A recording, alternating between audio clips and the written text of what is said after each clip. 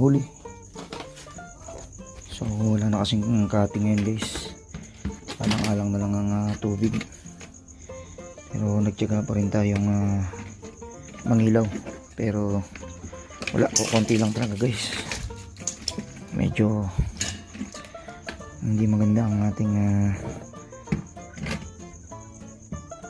pangingilaw ngayon.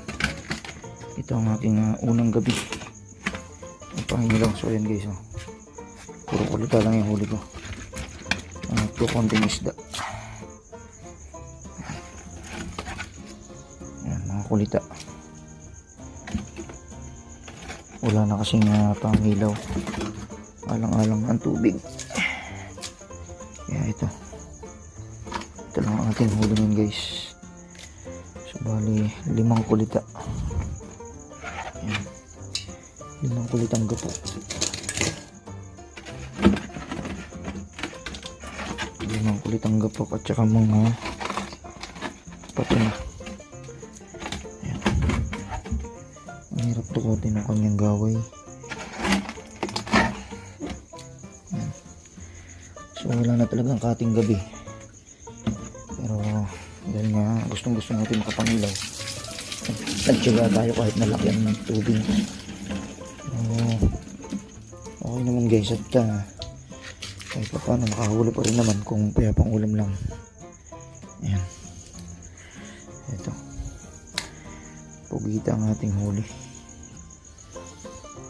So siguro bawi na lang sa susunod, wala na kasing kati, kaya ito lang yung huli ko. Ayan, hindi na rin masama, diba? Wala naman talaga akong balak na mangilaw kanina, kaya lang kasi syempre kakakain ko, parang gusto ko maglakad-lakad sa dagat, kaya nagdala ako ng pamana at ilaw. Sabi ko habang naglalakad-lakad mamana naman ako ng kulita. Ayan. So ito ang ating huli ngayong gabi. So sa susunod guys, madaling araw ng kati, wala nang kating gabi.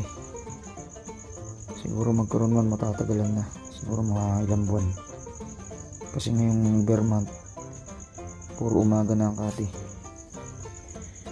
kaya yan.